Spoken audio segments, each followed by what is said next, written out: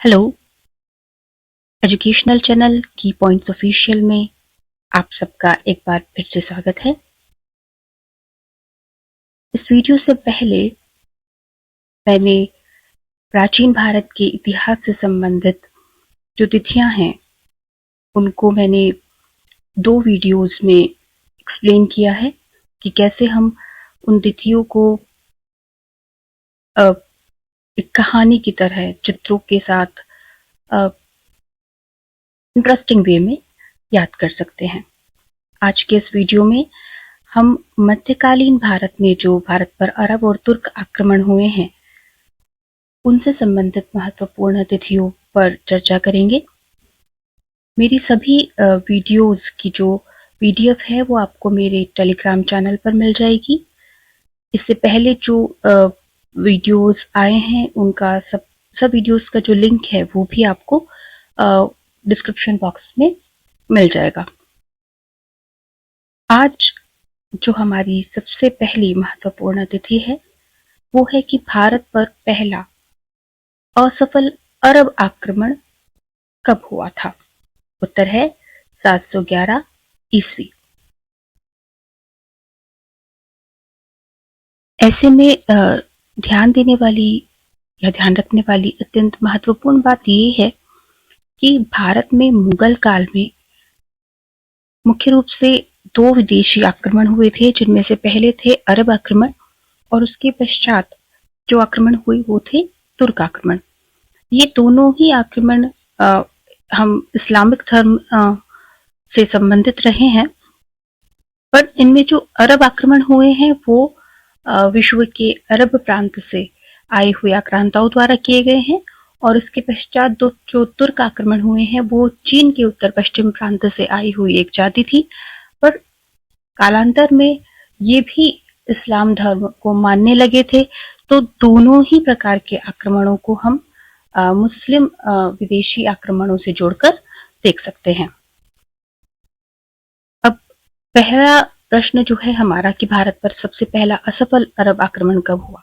देखिए, जब हम बात करते हैं इस्लाम धर्म की, तो क्योंकि इस आक्रमण को हम भारत पर होने वाला सबसे पहला मुस्लिम आक्रमण भी मान सकते हैं, तो मुस्लिम या इस्लाम धर्म में, संस्कृति में या दर्शन में एक बहुत पवित्र संख्या मानी गई है जिसको कहते हैं 786।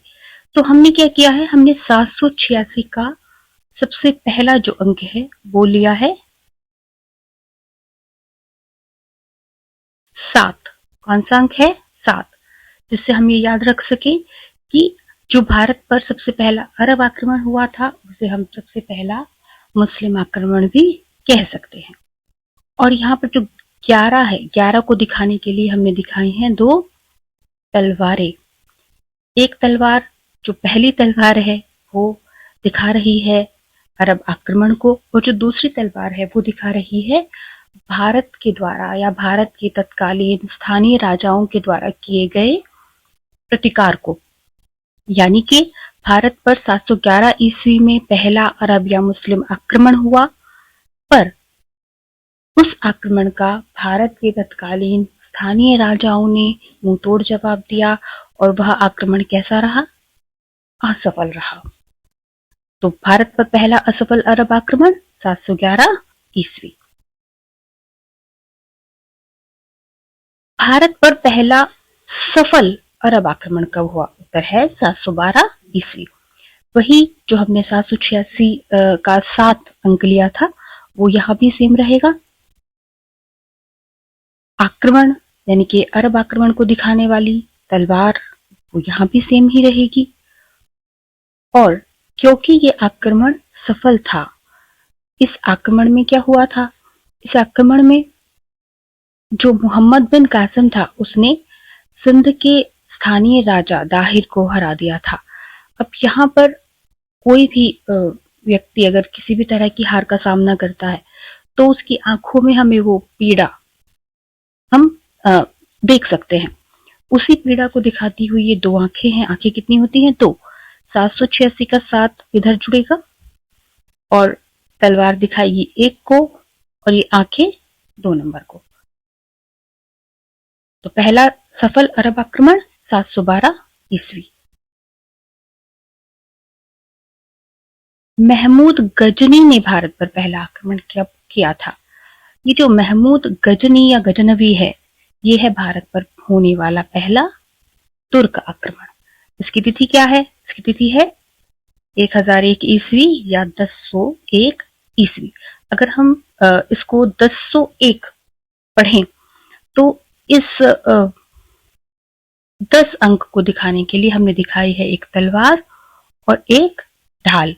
तलवार का मतलब क्या है? तलवार का मतलब है कि जो तुर्क आक्रमण हुए हैं उसको दर्शा रही है तलवार। पर जिस समय महमूद गजनवी ने भारत पर आक्रमण किया, उस समय भारत पर ऐसा कोई सशक्त शासक संभवतः नहीं था जो उन आक्रमणों का मुंह तोड़ जवाब दे पाता। इस कारण हमने यहाँ इस तलवार को आक्रामक प्रवृत्ति और इस ढाल को रक्षात्मक प्रवृत्ति की तरह दिखाया है। ये एक जुड़ जाता है तलवार के साथ और ये जो 0 है ये जुड़ जाती है ढाल के साथ। और क्योंकि हम कह रहे हैं 1001, तो पहला आक्रमण कब हुआ था? पहला आक्रमण 1001 ईस्वी में हुआ था, महमूद गजनवी ने किया था। और उस समय वर्तमान पाकिस्तान में हिंदूशाही राजा हुआ करते थे, राजा जयपाल। उनके विरुद्ध ये आक्रमण हुआ था। अब वैसे भी ये प्रथम आक्रमण था, तो इसको हम इंटरकनेक्ट कर सकते हैं। इसके अलावा हम ऐसे भी याद रख सकते हैं कि राजा जयपाल के विरुद्ध आक्रमण हुआ था, राजा जयपाल के साथ युद्ध हुआ था। अब जो इस संसार में जय किसकी होती है? जो प्रथम होता है। इस तरह से भी हम इस तिथि को याद रख सकते हैं। महमूद गजनी ने भारत पर पहला आक्रमण कब किया? 1001 ईस्वी में। महमूद गजनवी ने मुल्तान पर कब आक्रमण किया था? अब इस 10 को दिखाने के लिए तो हमारे ये दोनों जो चित्र है ये पहले से तय है। इस 1005वें इस 5 को दिखाने के लिए हमने दिखाई है 5 उंगलियां, यानी कि 5 हम दर्शा रहे हैं। अब देखिए, जब हम मुल्तान की बात करते हैं तो मुल्तान कहाँ है? मुल्तान है वर्तमान अफगानिस्तान में। और अफगानिस्तान का नाम सुनते ही हमें क्या याद आता है? तालिबान। तालिबान का संबंध किससे है? तालिबान का संबंध है कट्टरपंथी मुस्लिम वर्ग से। तो कट्टरपंथी जो मुस्लिम वर्ग होता है, या जो हम कह सकते हैं कि बहुत ज्यादा डिवोटी मुस्लिम वर्ग होता है, वो क्या करते हैं? वो 5 वक्त की नमाज पढ़ते हैं। पूरे दिन में 5 वक्त नमाज पढ़ते हैं। तो मुल्तान पर आक्रमण को हम इस प्रकार से याद रख सकते हैं कि क्योंकि मुल्तान से हमें याद आता है अफगानिस्तान, तालिबान और 5 वक्त की नमाज जैसे जो स्ट्रिक्ट रूल्स हैं, इन सब चीजों को इंटरकनेक्ट करते हुए हम इस तिथि को याद रखेंगे कि महमूद गजनवी ने मुल्तान पर आक्रमण किया था 1005 ईस्वी में। आनंदपाल को महमूद गजनी ने किस वर्ष हराया था? कौन थे आनंदपाल? अभी थोड़ी देर पहले हमने जब महमूद गजनवी के प्रथम आक्रमण की बात की थी, उस समय राजा जयपाल का शासन था। राजा जयपाल के पुत्र थे आनंदपाल। आनंदपाल राज्य करते थे या शासन करते थे कहाँ? वर्तमान पाकिस्तान में, वहिंद में। अब फिर से हमारा ये जो 1008 है, इस 10 के को हम इन दोनों चित्रों के द्वारा दर्शा ही रहे हैं। वहिंद वर्तमान पाकिस्तान में सिंधु नदी के किनारे पर स्थित हुआ करता था।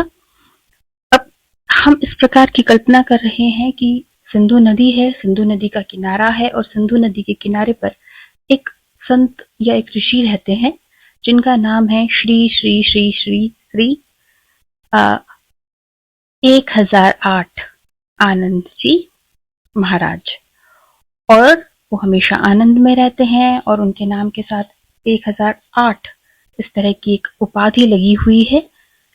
तो हम इसमें हमें वहिंद भी हो गया है याद, क्योंकि सिंध और वहिंद आपस में एक जैसा साउंड करते हैं। और आनंदपाल हम किस प्रकार याद कर रहे हैं? आनंद 1008 आनंद जी महाराज। तो आनंदपाल को महमूद गजनी ने किस वर्ष हराया था? 1008 ईस्वी में। सोमनाथ मंदिर पर महमूद गजनी ने कब आक्रमण किया था? गुजरात के सोमनाथ मंदिर पर जो महमूद गजनवी का आक्रमण हुआ था, ये तिथि परीक्षाओं में, इतिहास में, हर जगह, हर लिहाज से बहुत ज्यादा महत्वपूर्ण है। इस तिथि के में भी वही जो स्टार्टिंग में जो 10 है उसको याद रखने के लिए हमारे चित्र पहले से फिक्स हैं। अब इस 2 नंबर को दिखाने के लिए हमने 2 कान दिखाए हैं। इससे हम क्या दिखाना चाह रहे हैं? इससे हम ये दिखाना चाह रहे हैं कि महमूद गजनवी ने सोमनाथ के मंदिर की ख्याति बहुत दूर से ही सुन रखी थी। क्या कर रखा था? सुन रखी थी।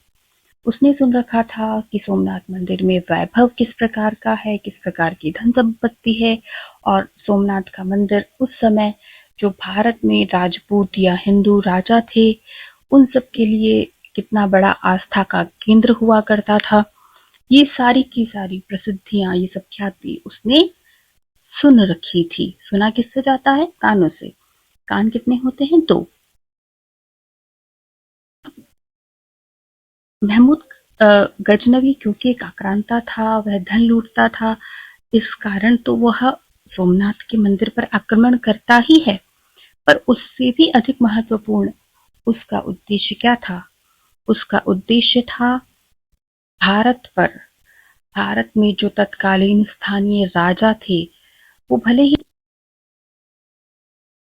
भारत में जो तत्कालीन स्थानीय राजा थे वो भले ही छोटे छोटे राज्यों पर राज्य करते थे, पर फिर भी वो सब एक एक कड़ी में जुड़े हुए थे जो थी हिंदुत्व की कड़ी। तो अ, सोमनाथ का मंदिर प्रतीक था हिंदू संगठन का या भारतीयता का, तत्कालीन भारतीय राष्ट्रवाद का, जिसे महमूद गजनवी तोड़ना चाहता था। किसे तोड़ना चाहता था? तत्कालीन भारतीय समाज की एकता को, उस पर चोट करके मनोवैज्ञानिक रूप से चोट पहुंचाना चाहता था। भारत को, भारतीयता को, या तत्कालीन भारतीय समाज की एक संगठित सोच को। इस प्रकार हम याद कर सकते हैं कि सोमनाथ मंदिर पर महमूद गजनवी ने आक्रमण कब किया था? 1025 या 1025 ईस्वी में।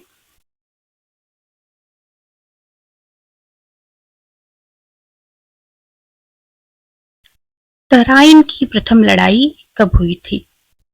तराइन की प्रथम लड़ाई हुई थी मोहम्मद गौरी और चौहान वंश के शासक पृथ्वीराज चौहान के बीच। पहला तुर्क आक्रमणकारी जिसके बारे में हमने पढ़ा वो था महमूद गजनवी, और इसके बाद हमने दूसरे तुर्क आक्रमणकारी के बारे में जिसके विषय में हमने पढ़ा है वो कौन है? मोहम्मद गौरी। अब मोहम्मद गौरी ने जिस समय आक्रमण किया, महमूद गजनवी के आक्रमण के समय हम रक्षात्मक प्रतिकार के विषय में सुनते हैं कि तत्कालीन जो राजा थे उन्होंने उतना सफल विरोध उस तुर्क आक्रमणकारी का नहीं किया था। पर अब जब पृथ्वीराज चौहान का समय है, उस समय जब मोहम्मद गौरी ने आक्रमण किए, मोहम्मद गौरी के रूप में जब हमें तुर्क आक्रमण देखने को मिले हैं, उस समय पृथ्वीराज चौहान जैसे शक्तिशाली वीर योद्धा भारत में हैं जो उन तुर्क आक्रमणों का बहुत सफल विरोध करते हुए हमें दिखाई देते हैं। तो यहाँ पर जो हमारी ये पहली तलवार है ये दिखा रही है तुर्क आक्रमण को, और जो दूसरी तलवार है वो दिखा रही है पृथ्वीराज चौहान जैसे राजाओं द्वारा किए गए सफल विरोध को। अब ये जो हमारा 11 जो नंबर है वो हमने यहाँ पे शो कर दिया है। 9 या 9 जिसे इंग्लिश में क्या कहते हैं? 9। तो 9 जो है वो तराइन, तराइन और 9 ये दोनों एक जैसा साउंड करते हैं। तो तराइन के साथ मिलता जुलता हमने लिख दिया है यहाँ पर 9। और क्योंकि पहली लड़ाई थी, इसको हम इस प्रकार दिखा सकते हैं। तराइन की प्रथम लड़ाई कब हुई? 1191 ईस्वी में। तराइन की द्वितीय लड़ाई कब हुई? इसमें ज्यादा एक्सप्लेन करने जैसा कुछ नहीं है, वही सब है।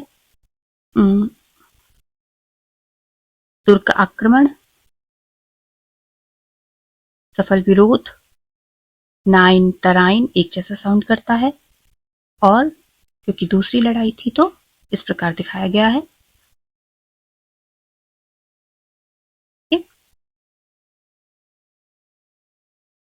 मोहम्मद गौरी ने जयचंद को हराकर कन्नौज पर कब कब्जा किया? उत्तर है 1194 ईस्वी। राजा जयचंद ने तराइन के युद्ध में मोहम्मद गौरी का साथ दिया था पृथ्वीराज चौहान के विरुद्ध, ऐसा हमने अक्सर सुना है। ऐसे में हम जयचंद और मोहम्मद गौरी के युद्ध को तराइन के युद्धों की अगली कड़ी के रूप में देख सकते हैं। इसलिए यहाँ पर हमने तराइन से मिलता जुलता जो शब्द है 9 उसको फिर से रिपीट किया है। 11 को दिखा रही है वही 2 तलवारें, क्योंकि राजा जयचंद ने भी पृथ्वीराज चौहान की तरह मोहम्मद गौरी को और उसकी सेना को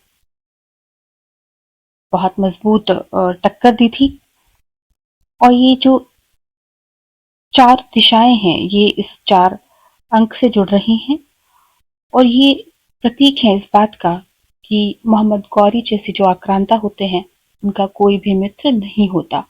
उनका केवल एक ही उद्देश्य होता है कि अपने राज्य को चारों दिशाओं में बढ़ाना और चारों दिशाओं से सुरक्षित करना। वो अपने किसी भी पड़ोसी राजा को अपना मित्र नहीं मानते हैं। वो केवल यही चाहते हैं कि जो भी उनके पड़ोस में है वो या तो उसको नष्ट कर देना चाहते हैं, उसके राज्य को नष्ट कर देना चाहते हैं, या फिर उसे अपने अधीन राजा की तरह ही अपने संरक्षण में रखना चाहते हैं।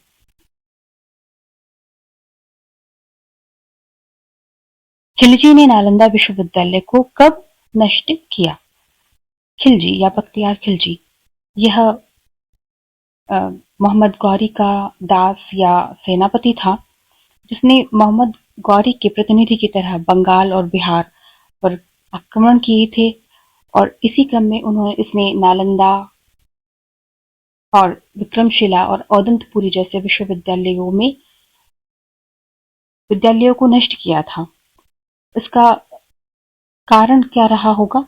इसका कारण यही रहा होगा कि वो भारतीय धर्म, भारतीय संस्कृति, भारतीय दर्शन को नकारते हुए, स्वीकारते हुए नहीं बल्कि नकारते हुए भारत में आगे बढ़ रहे थे। और अष्टांगिक मार्ग जैसे जो बौद्ध धर्म के मुख्य सिद्धांत थे, जो बौद्ध धर्म की मुख्य आत्मा की तरह भारत के लोगों में, उनके जीवन में, उनकी जीवन शैली में बसते थे, उन्हें नष्ट करने के प्रतीक के तौर पर संभवतः नालंदा विश्वविद्यालयों को नष्ट किया गया होगा। तो खिलजी ने नालंदा विश्वविद्यालय को कब नष्ट किया? 1198 ईस्वी में। अब हम अपने इस वीडियो के लास्ट पार्ट में आ चुके हैं। अगर आपको ये वीडियो अच्छा लगा है तो लाइक करें, कमेंट करें, सब्सक्राइब करें। यूजफुल लगा है तो अपने फ्रेंड्स को शेयर करें। हम जल्दी ही मिलेंगे इस वीडियो के प्रैक्टिस वीडियो के साथ। तब तक के लिए व्यस्त रहें, स्वस्थ रहें, मस्त रहें।